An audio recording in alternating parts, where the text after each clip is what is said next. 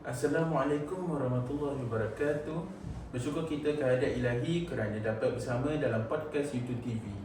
Bersama kita hari ini ialah Cikgu Hajah Mariam Rabiah Puni binti Haji Tun Haji Ahmad Shah. Beliau merupakan guru penolong kanan pentadbiran SMK Taman Universiti 2. Apa khabar Cikgu? Baik, terima kasih. Terima kasih kerana sudi bersama kami kali ini dengan topik pembincangan membaca, hobi terbaik masa cuti. Kita sedia maklum pada 15 hari bulan sehingga 31 hari bulan Disember ini adalah cuti penggal ketiga 2023. Pada pendapat cikgu, apa nasihat cikgu kepada pelajar-pelajar SMK Taman Universiti 2 semasa bercuti? Terima kasih kerana memberikan saya peluang untuk bercakap dalam kesempatan hari ini. Sama-sama. Azmi, kiranya Azmi tingkatan apa? Saya tingkatan 5 cikgu. Tingkatan 5 kan? Ya, saya Jadi orang yang paling senior lah di ya. sekolah. Jadi saya pun sebenarnya rasa teruja sebab kita dah bersekolah daripada bulan berapa hari tu? Bulan Saya rasa bulan 3 cikgu. bulan 3 kan? Jadi murid-murid mesti tak sabar lah nak bercuti, betul tak? Betul. Ada pun cakap nak pergi piknik lah, nak pergi Pulau Pinang lah kan? Jadi ada suara-suara macam tu. Jadi kita pun dah tahu mood tu macam mana lah. Mood mesti nak jumpa kawan-kawan dekat luar ke, ataupun saudara mara yang tinggal luar Johor ke, kalau macam tu lah. Jadi saya percaya sebenarnya kita semua tahu dalam mood sekarang ni tak sama dengan mood saya masa sekolah. Kalau zaman saya masa sekolah, kita tak ada pun nak cakap pasal bercuti. Ya. Untuk zaman saya 90-an, kita tahu cuti tu kita berhenti daripada sekolah. Jadi kita enjoy lah. Enjoy kita ialah pergi bermain yang dengan nature. Nature maksudnya alam sekitar. Alam sekitar. Contohnya kebun. Kebun tu ialah tanam-tanaman yang mak kita tanam dan kita pun mengerjakannya. Macam-macam cara dia mengerjakannya ialah sama ada duduk dekat kebun tu, macam mana nak kutip buah kelapa, macam mana nak kutip buah koko, macam mana nak kutip buah-buah durian, buah rambutan dan sebagainya. Jadi kita punya limit tu memang banyak sampai kita tak boleh nak senaraikan apa yang kita nak kena buat semasa cuti sekolah ni. Memang tak terfikirlah kita nak pergi bercuti-cuti, kita spend masa piknik sebagainya. Oh, tak ada. Itu zaman dulu. Zaman sekarang kalau awak perhatikan, kita perhatikan semua mak bapak meletakkan satu tempoh bercuti. Jadi macam satu habit lah. Habit anak-anak muda zaman sekarang ni, remaja, kalau masuk cuti sekolah, memang dia orang ikut mak bapak pergi bercuti. Nanti dia punya bil hotel contohnya, tu semua ibu bapa kena tanggungan lah. Jadi untuk pengetahuan awak semua, apa yang kos ibu bapa perlu tanggung sepanjang sesi bercuti sekolah ni memang besar lah. Kalau you tahulah macam mana kos tu kan, untuk setiap hari yang you spend dekat sekolah yang di luar daripada rumah kita, kita kena tanggung mak bapak. Dan contoh kita nak beli kita panggil souvenirs, right? Souvenirs, semua tu semua akan ditanggung oleh ibu bapa. Jadi maksudnya dia murah ke dia mahal? Memang mahal. Memang mahal kan. Jadi sebagai anak-anak yang berfikir kan, kita memang tahu bahawa kos dia yang ditanggung oleh ibu bapa adalah bukannya sedikit. Jadi untuk kita sebagai orang yang menghargai harga kita bercuti tu, saya rasa ada patutnya kita fikir balik-balik. Di zaman orang kata mak bapak kita faham, dan kita pula sebagai orang yang dewasa, kita faham berapa yang kita perlu tanggung sama percutian tu. Jadi saya harap anda semua sebagai anak-anak yang dah nak dekat dewasa, kita tahu apa yang kita perlukan. Okey, untuk diri kita apa yang perlu kita lakukan sebagai persediaan nak masuk ke era apa? Universiti contohnya lah. Okey, jadi apa persediaan kita nak lepas SPM? Apa kita akan buat? Lepas tu apa yang kita boleh persediakan diri kita sendiri, kita nak masuk ke alam dewasa tu, apa kita boleh buat, lakukan. Contohnya, mungkin sekurang-kurangnya kita tak adalah pergi kerja, mungkin kita tak ada cara nak pergi mendapatkan kerja, tapi at least kita boleh tolong dengan cara mengemas ke. Ya, kadang-kadang anda semua tak tahu bahawa mengemas tu meringankan ibu bapa. Betul, saya dah Ya. berasa. Contohnya nak basuh pinggan contohnya. Kalau awak buat benda tu yang awak buat biasa, rupa-rupanya itu semua meringankan ibu bapa kita. Pendapat saya lah. Okey.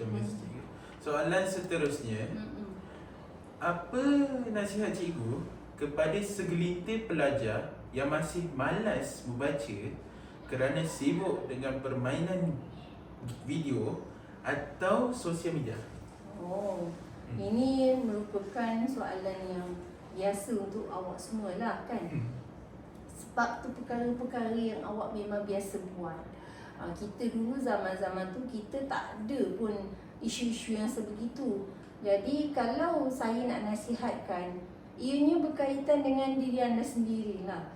Kalau anda lakukan perkara-perkara yang you biasa, contohnya duduk mengadap media sosial. Saya tak tahu ada berapa banyak kita panggil media sosial tu. Contohnya yang setakat yang saya tahu, orang kata old people ni kan, dia orang kata old school lah dia orang kata. Dia orang kata dia cuma contoh macam saya cuma faham Facebook contohlah. Untuk yang lain-lain tu ada macam-macam lah kan. Jadi untuk budak-budak sekarang ni dengan TikTok ni tu, saya memang tak tahu macam mana nak gunakan. Mungkin kita punya limit tu adalah yang berkaitan dengan pendidikan, sebab kita cikgu. Jadi kita punya limit tu ialah yang berkaitan dengan keperluan cikgu sebagai pendidik. Jadi sebagai diri saya seperti orang tua ataupun mak bapak dalam isu ni, saya rasa kalau kita kena berikan pilihan tu berdasarkan diri saya, ia macam tak adil. Kerana diri saya tu dah off zone. Zone sekarang ialah muda-mudi ataupun remaja. Jadi kalau saya kata okey, kalau tak boleh pergi jauh daripada media sosial, jadi mesti ada dalam sekitar. Jadi kita mesti ajar dia menggunakan media sosial tetapi masih memberi manfaat untuk diri dia sendiri. Contoh apa?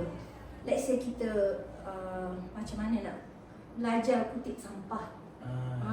Kutip sampah tu, kita selalu cakap benda tu dekat dalam classroom.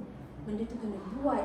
Tapi sebenarnya itu perkara yang biasa kita buat sebagai hidup kita membesar daripada kanak-kanak sehingga remaja. Kita kutip sampah, kita bersihkan kita punya tempat tinggal kita ataupun tempat kita belajar. Ini semua perkara biasa. Tapi kan sebab bila cikgu kena lakukan setiap hari depan-depan anak murid tu tak anggap benda tu sebagai berfaedah, sebab memenatkan. Faham tak? Jadi kalau you buat satu perkara dengan enjoy, okey, mungkin cikgu ada kita gunakan satu hadiah. Kalau cikgu-cikgu berjaya dapat kita kumpulkan berapa sampah yang terkumpul. Lepas tu kita asingkan sampah yang kita terkumpul kita kumpul tu boleh kita masukkan ke dalam recycle items. Ya, betul. Jadi bila kita buat benda tu dan hasilnya berapa yang kita percaya achieve untuk barang-barang yang kita kumpulkan, kita akan amazed bahawa benda-benda ni semua akan mendatangkan kebajikan. Okey. Jadi perkara-perkara ini akan memberi manfaat kepada diri kita sendiri tanpa kita menyedari. Jadi kita kena tahulah perkara-perkara yang biasanya orang tua kita detikkan setiap hari dan tak nampak benda tu dalam bentuk kebaikan, dalam perkara-perkara yang baik. Jadi biasanya kita terlupa. Perkara-perkara inilah sebenarnya yang kita perlu lakukan dengan cara yang lain, approach-nya, menyebabkan kita tahu, oh rupanya benda ni semua mak bapak kita dah buat dan rasakan benda tu berfaedah untuk kita. Betul. Itu sebabnya lah cuma kita perlu lakukannya dengan angle yang berlainan, approach yang a bit different, supaya semua anak-anak muda kita tertarik untuk melakukan perkara-perkara yang baik. Itu pendapat saya. Terima kasih cikgu. Ya, terima kasih. Sama. Saya berharap pendapat cikgu tu mampu memberikan impak yang positif lah kepada Terima murid-murid. kasih. Saya pun sama juga. Terima kasih banyak dapat berpeluang cakap dengan abang. Sama-sama. Terima kasih. Saya dimaklumkan Cikgu Mariam adalah seorang jurulatih utama biologi negeri Johor. Boleh tak cikgu kongsikan teknik-teknik menghafal atau teknik-teknik belajar yang baik kepada kami? Ini berkaitan dengan teknik kita belajar dengan cara paling praktikal lah untuk diri kita sendiri.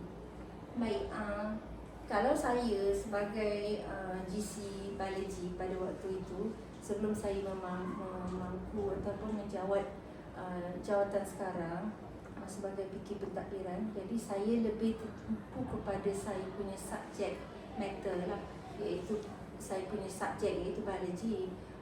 Kebanyakan daripada perkara-perkara yang berkaitan dengan pengajaran ataupun dengan penyampaian maklumat berkaitan biologi, saya suka melakukannya dalam bentuk mnemonik, MNEMONIC.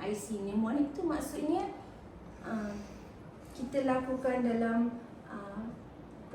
potongan perkataan-perkataan. Contoh saya lakukan dalam bentuk gerak laku.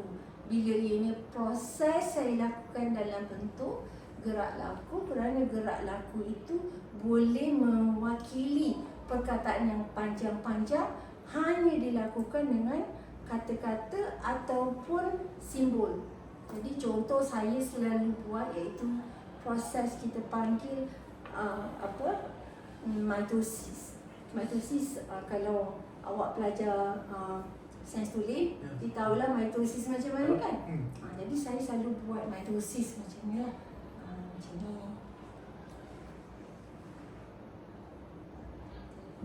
Macam gitu. Okey, itu mitosis. Simple tu. Mitosis tu sebenarnya panjang lah, tiap-tiap satu tu ada maksud dia kan. Jadi kalau kita buat dalam bentuk hafalan, iaitu segala tulisan yang dituliskan dan dilukiskan, mungkin one day kita rasa letih menghafal. Sebab benda tu dilakukan dalam bentuk ayat-ayat. Ayat-ayat biasanya akan hilang cepat.